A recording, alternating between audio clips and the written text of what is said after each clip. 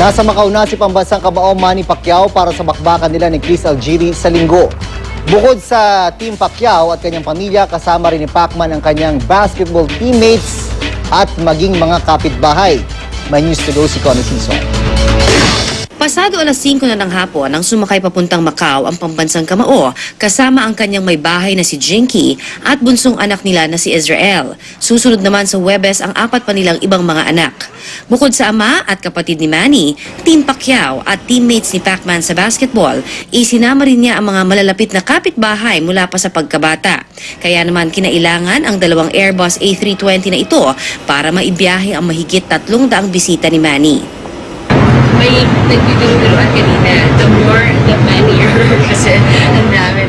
Ayan o, may LA boys, may Jinsan boys, so mix. Pwede kapitbahay at sa holiday extended. Ito, lahat dito, mga kapitbahay.